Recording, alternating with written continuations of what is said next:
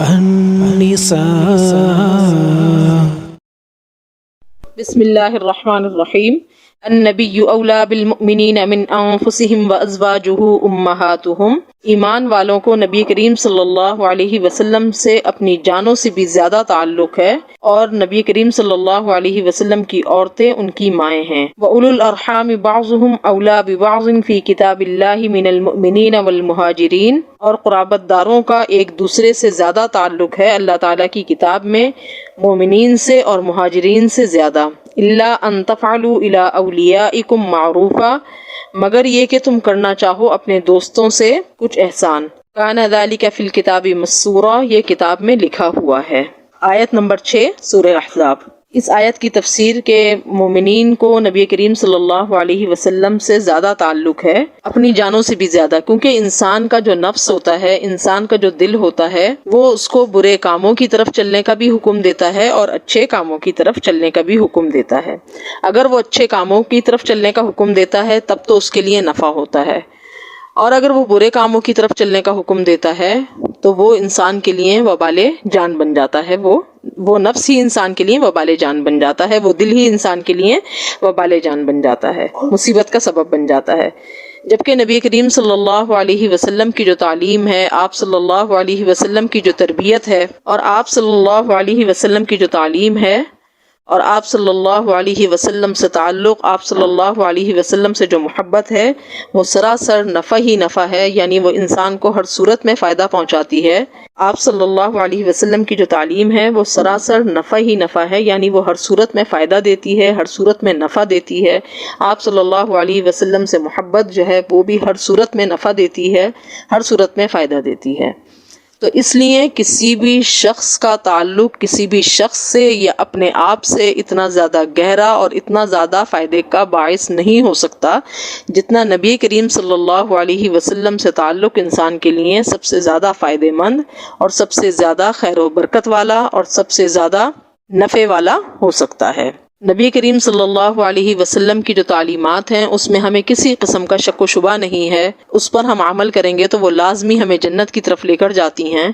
اور نبی کریم صلی اللہ علیہ وسلم نے جن کاموں سے ہمیں بچنے کا حکم فرمایا ہے ان سے ہم بچیں گے تو وہ لازمی ہمیں جنت کی طرف لے کے جائیں گی، اور اگر ہم ان باتوں پر عمل نہیں کریں گے یا آپ صلی اللہ علیہ وسلم نے جن سے بچنے کا حکم فرمایا ہے ان سے نہیں بچیں گے تو وہ لازمی ہمیں جہنم کی طرف لے کر جائیں گی۔ اور ہمارے نفس کا بھی یہی ہے کہ ہمارا نفس جو ہے اگر ہمیں اچھی باتوں کا حکم دیتا ہے تب تو ہم جنت میں جا سکتے ہیں، لیکن پھر بھی دل کے اندر ایک شک و شبہ رہ سکتا ہے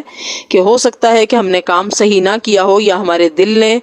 ہمیں صحیح حکم نہ دیا ہو، یا ہمارا دل جو کہہ رہا ہے وہ بات صحیح نہ ہو، اس میں غلط ملت ہو سکتا ہے، اس میں شک و شبہ ہو سکتا ہے۔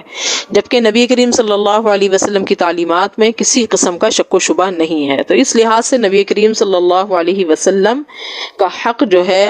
وہ ہم پر اپنی جانوں سے زیادہ ہے۔ نبی کریم صلی اللہ علیہ وسلم کی حدیث صحیح بخاری میں حضرت ابو ہریرہ رضی اللہ تعالی عنہ سے روایت ہے کہ آپ صلی اللہ علیہ وسلم نے فرمایا ما من مؤمن الا وانا اولى الناس به في الدنيا والآخرة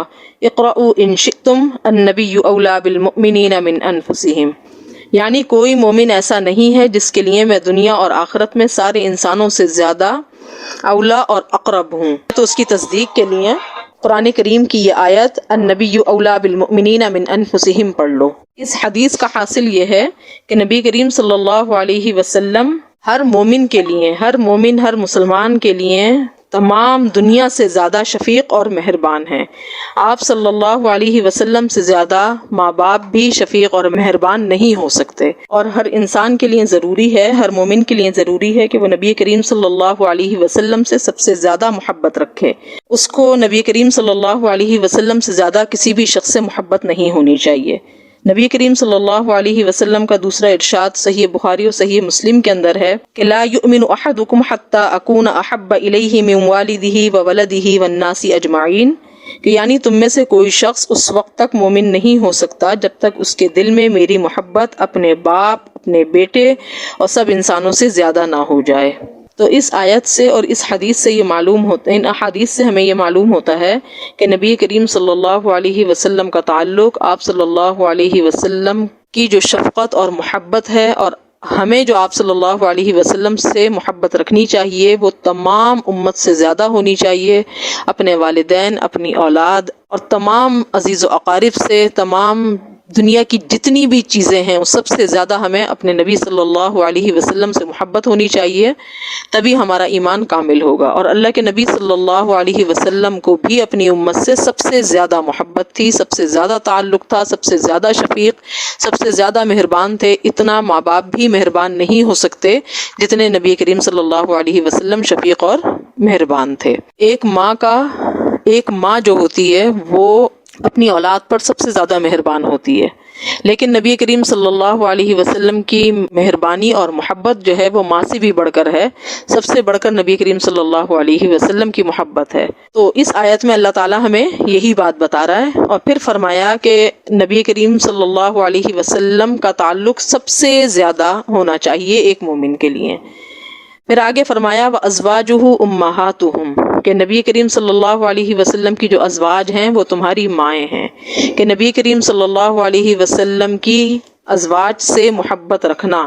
یہ ہمارے لیے کیوں ضروری ہے؟ تو یہ بات واضح ہو جانی چاہیے، یہ بات ہمیں بہت اچھی طریقے سے سمجھ لینی چاہیے کہ نبی کریم صلی اللہ علیہ وسلم کی ازواج سے محبت رکھنا اس لیے ضروری ہے کہ اللہ تعالیٰ نے قرآن کریم میں فرمایا کہ وَأَزْوَاجُهُ أُمَّهَاتُهُمْ، کہ وہ تمہاری مائیں ہیں۔ تو ماں سے محبت رکھنا ایک فطری تقاضا بھی ہوتا ہے، اور ایک ہمارے ایمان کی،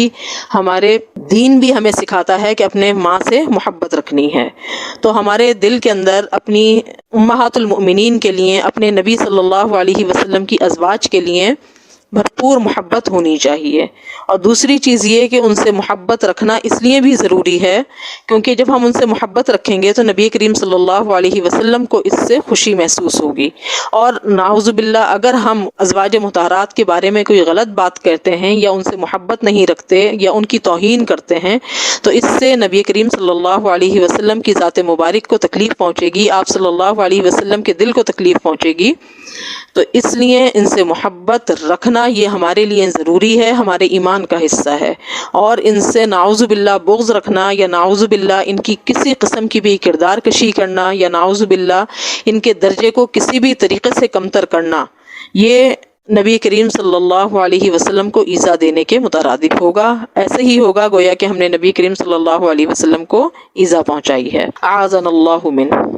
تو یہ جو آیت ہے اس میں اللہ تعالیٰ نے فرمایا وَأَزْوَاجُهُ أُمَّهَاتُهُمْ، تو اس آیت سے ہمیں معلوم ہوا کہ نبی کریم صلی اللہ علیہ وسلم کی جو ازواج ہیں، آپ صلی اللہ علیہ وسلم کی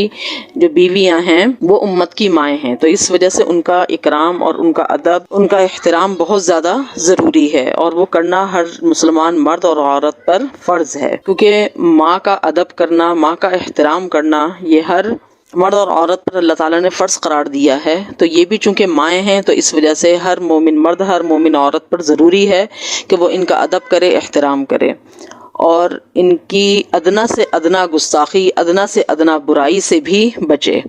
کیونکہ ان کی ادنا سے ادنا برائی کرنا، ادنا سے ادنا گستاخی کرنا یا نعوذ باللہ ان پر کسی قسم کی تہمت لگانا، ان کے بارے میں برے الفاظ سے ان کا ذکر کرنا، سب و شتم کرنا، ان کو جھوٹا یا ان کو برا بھلا کہنا، یہ ساری کی ساری چیزیں وہ ہیں جو اللہ تعالیٰ کے غضب کو دعوت دیتی ہیں، نبی کریم صلی اللہ علیہ وسلم کی ناراضگی کو دعوت دیتی ہیں، اور اللہ تعالیٰ بہت زیادہ شدید ان کاموں سے ناراض ہو جاتے ہیں۔ اور اللہ تعالیٰ نے قرآن کریم میں ایسے لوگوں پر لعنت فرمائی ہے جو پاک دامن عورتوں پر تہمتیں لگاتے ہیں۔ نبی کریم صلی اللہ علیہ وسلم کی ازواج کی کسی بھی قسم کی توہین کرنا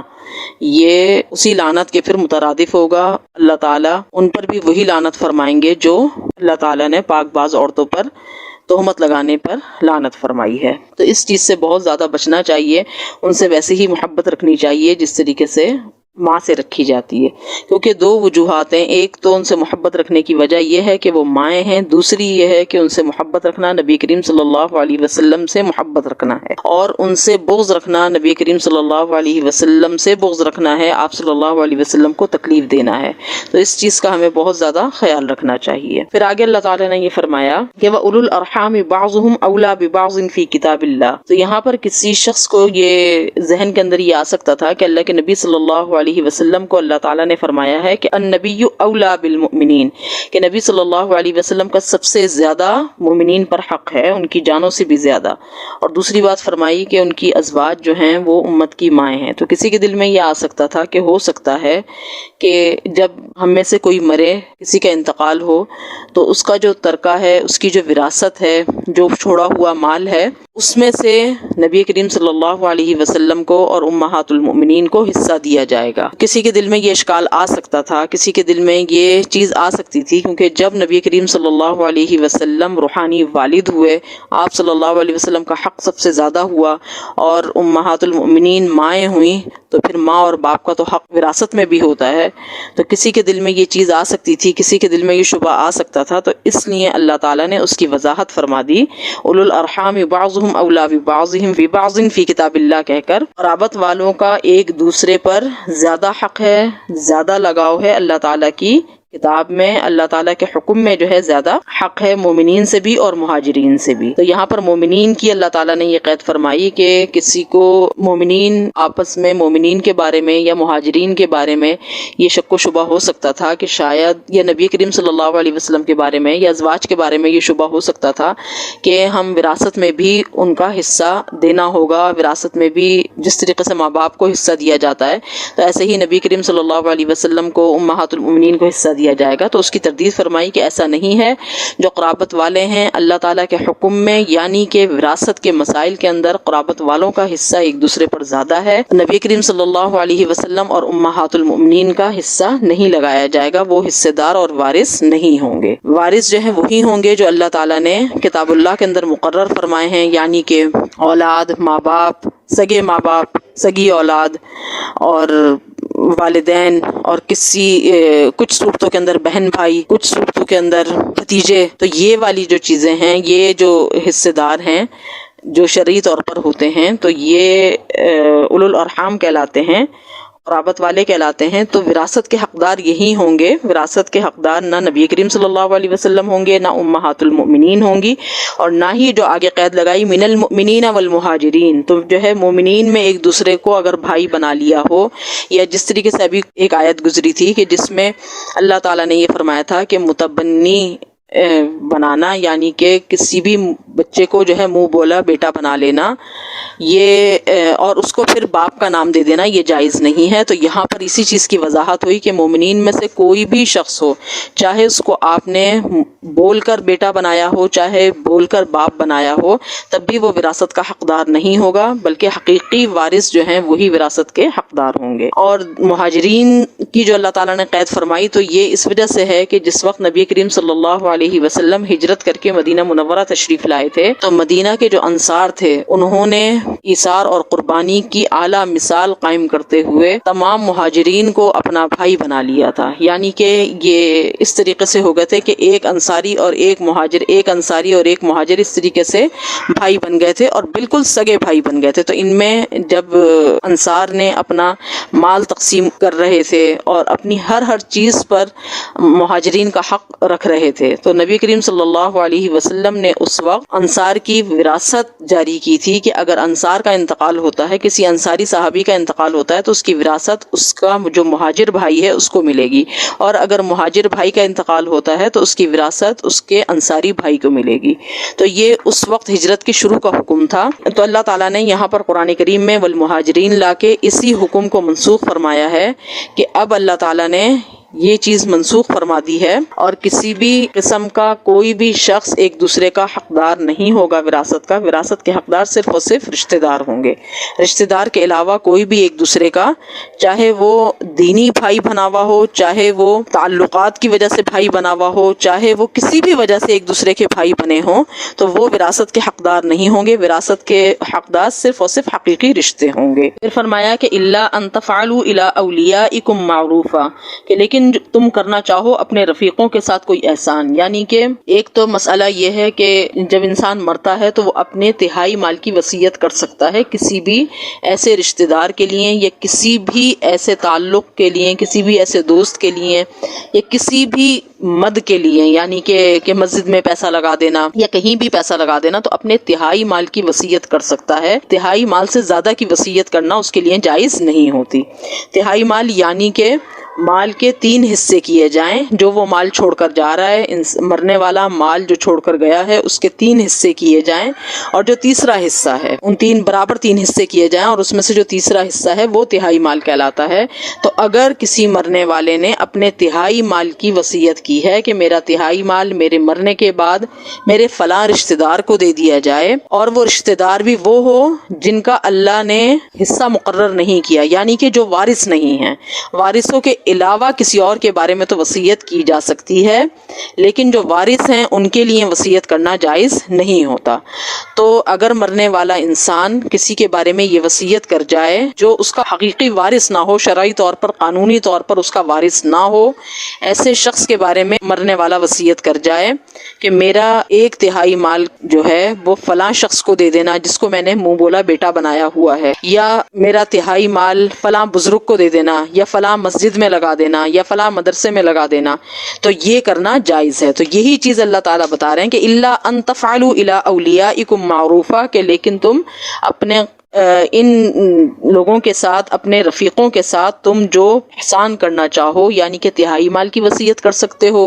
یا پھر یہ ہے کہ زندگی کے اندر احسان کر سکتے ہو۔ زندگی میں احسان یعنی کہ مالی طور پر احسان، جانی طور پر احسان، کہ جتنا کر سکتے ہو وہ کرو۔ یعنی کہ نبی کریم صلی اللہ علیہ وسلم نے جو مؤاخذات کروائی تھی انصار اور مہاجرین کے درمیان، تو اللہ تعالیٰ نے یہ آیت لا کر یہ بتایا الا ان تفعلوا الی اولیاءکم معروفا۔ قرآن کریم کے یہ الفاظ لا کر اللہ تعالیٰ نے مسلمانوں کو یہ حکم دیا، مہاجرین اور انصار کو یہ حکم دیا کہ اگر تم اپنے دوستوں کے ساتھ زندگی میں کوئی بھلا کام کرنا چاہتے ہو، کوئی احسان کرنا چاہتے ہو، یا موت کے بعد تہائی مال کے اندر سے کوئی وصیت کرنا چاہتے ہو، تو یہ تمہارے لیے جائز ہوگا، اس میں کوئی مسئلے والی بات نہیں ہوگی۔ لیکن ویسے متبنی کو یا کسی بھی مقبول رشتے کو یا کسی بھی ادب والے رشتے کو وارث بنا دینا یہ جائز نہیں ہوگا، اللہ تعالیٰ اس کی اجازت نہیں دیتے ہیں۔ وہ صرف اولو الارحام یعنی کہ قرابت دار لوگ، رشتہ دار لوگ ہی وارث ہوں گے، اس کے علاوہ کوئی دوسرا وارث نہیں ہوگا۔ پھر فرمایا کان ذالک فی الکتاب مسطورا، یہ اللہ تعالیٰ نے لکھا ہوا ہے، یعنی کہ یہ جو وراثت کے مسائل ہیں، وراثت کے جو احکام ہیں،